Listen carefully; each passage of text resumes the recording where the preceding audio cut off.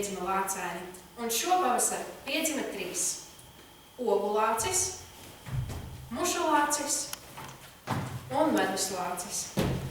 Ogulācis bija mātei vismīļākais, viņš bija vispaklauzīgākais bērns pasaulē. Viņš neko nelēca, neskrēja, nejandelējās, tikai sēdēja un ēda ogas. Meleņu laikā viņam dibens bija melni raips, ogās nosēdēt, jo viņš dažreiz bija tūlīgs lācis, tik tūlīgs un ēdelīgs, ka piedies sēdēja melinās un manielēja ogas pašas nāk klāt. Lai dzīvo ogas urā, kas nāk manā vēderā. Mušulācis ir mans dūlais bērns. Un tiešām nebija vēl redzēts neviens lācis, kas tā cītos pēc mušām. Viņš tam skrēja pakaļ cauru dienu. Viņš rēja uz mušām, leca gaisā, pat krita atpakaļ. Vienreiz pat atpakaļ kristums izmežģīja astes stupuli, bet nekas nelīdzēja. Skrēja atkal.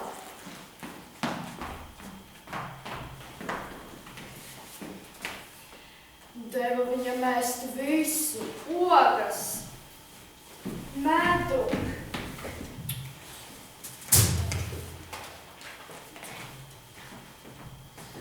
Saldējumu un vafeles. Nē, nekas nelīdzēja. Viņam garšoja tikai mušas. Viņš pats lielījās. Es esmu mušu mednieks.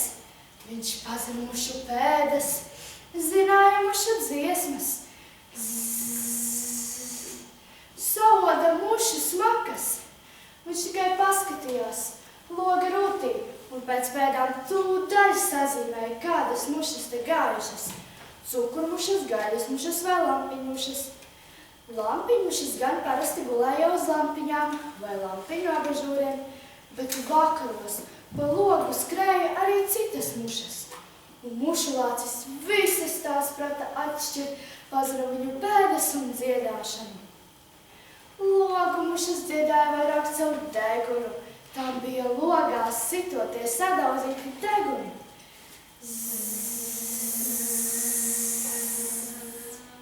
Zaļo mušu dziesma bija pelēkzaļa, kā pelējums, bet grieztu mušām arī visas dziesmas skanēja otrādi, kājām gaisā.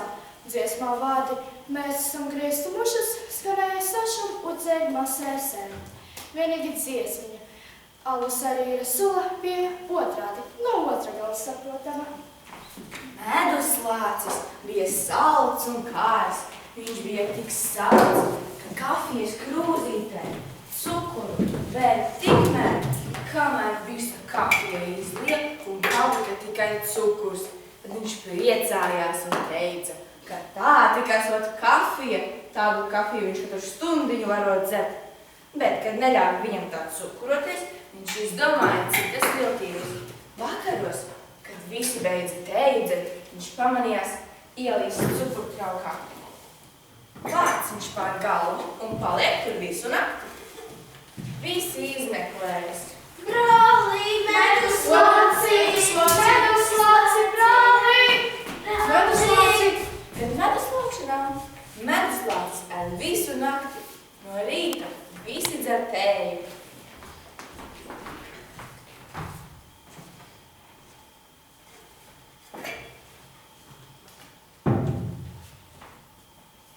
Mušulācis kā bāž cukurtraukā karoti.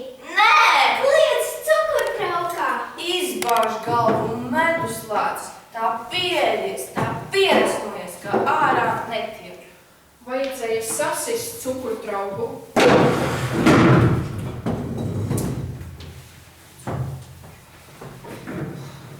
Pēc tā Lāča mamma aizliedza meduslāci list cukurtraukā un vispār nevienā traukā, ne pudelēs, ne kandiņās un ne termosos.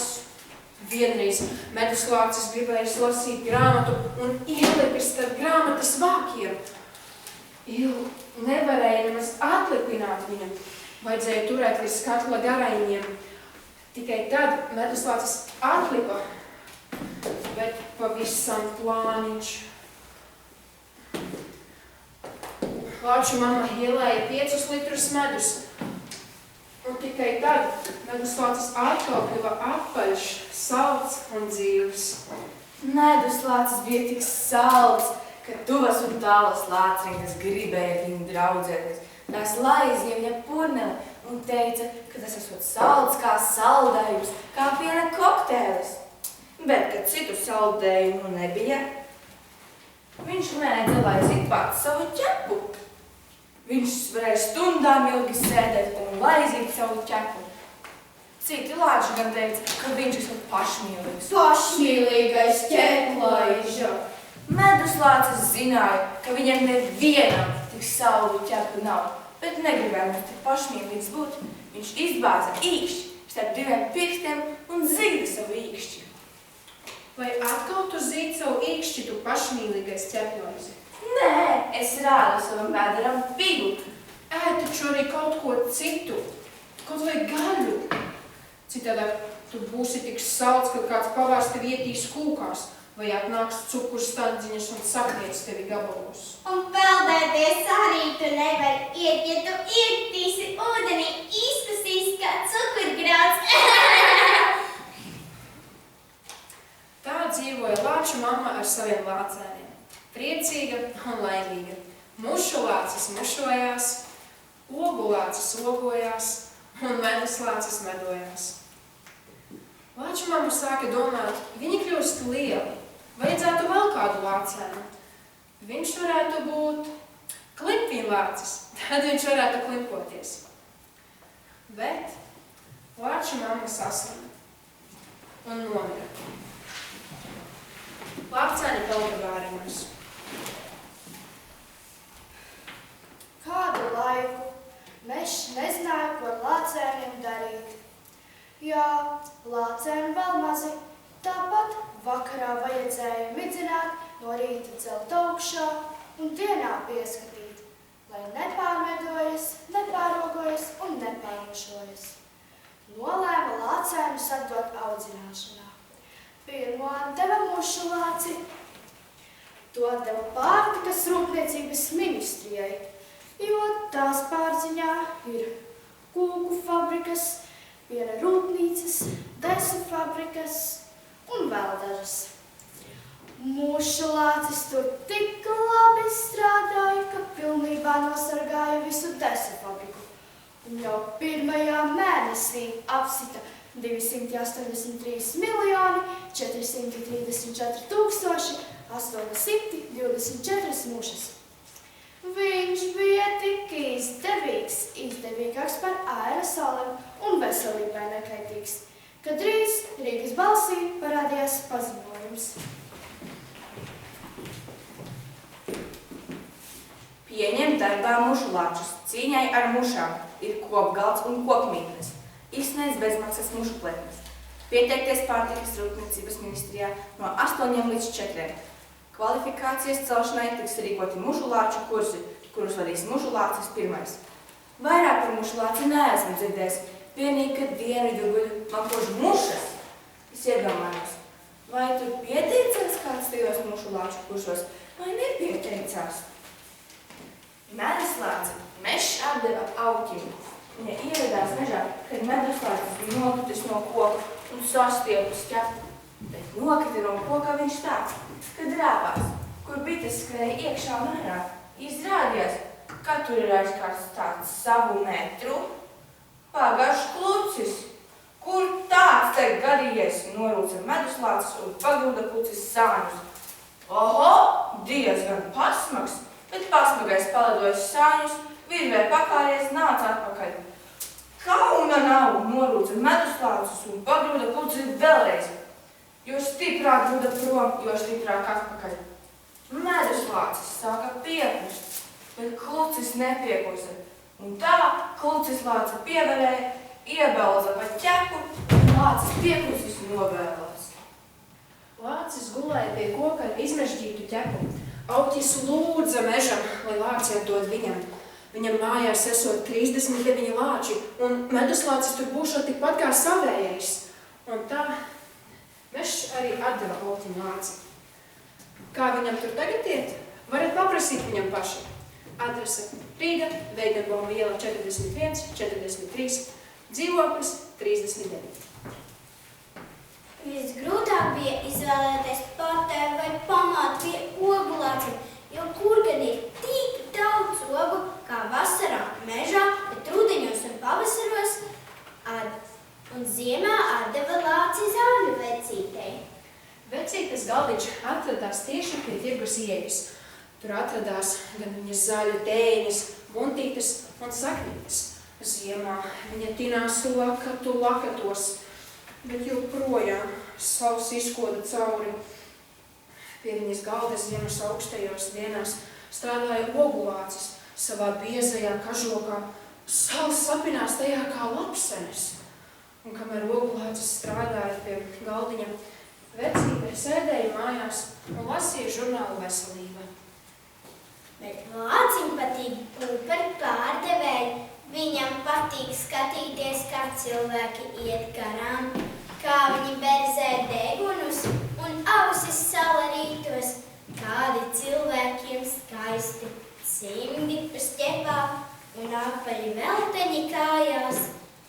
Cilvēki ir smieklīgi, vārgi, te jau tirgu var redzēt, cik viņi nopērk ēšanai un cik viņi prot strādāt.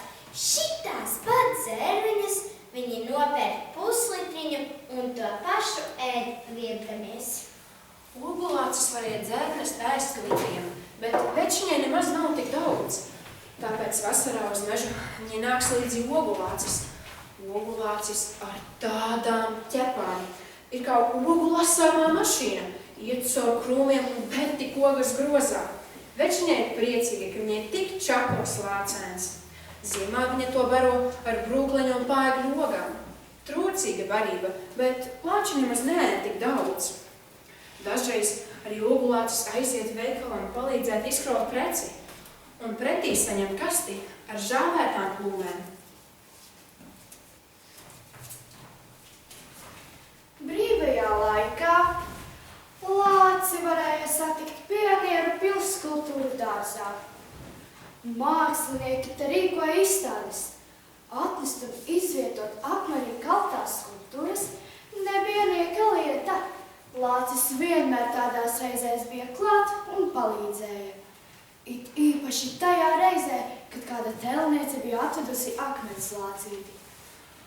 Ogulācis to nesa tik rūpīgi, it tas būtu no kristāla, nevis no akmens. Un pēc tam sēdēja pie tā, kaut ko murmulēja un buldurēja. Vai nevar ņemt līdzi, es rīt atnesīšu atpakaļ? Nevar, Tad es palikšu te pats. nevar. Tu esi īsts lācis, bet šis ir mākslas lācis. Viņam ir jāpaliek šeit. Bet viņš taču ir mūsējis. Mēs taču abi esam lāči. Sargs aizslēdza vārtus ciet, un lācēns palika sēdēdams. Pēc brītiņa viņš devās mājās bēdīgs. Ogulācis vēl nezināja, ka pilsētā arī ir citi lāči, kurus sauc ne tikai pēc tā, ko viņi ēd, bet arī pēc citām pazīmēm. Piemēram, plīšu lācis, sintētiskais lācis, varbūt kādam leduskapī mīt arī kāds leduslācis. Ogulācis vēl ar viņiem nebija iepazinies, bet, kad iepazinās, tad dzīvot kļuva vēl interesantāk. Bet tā jau ir cita pasaka.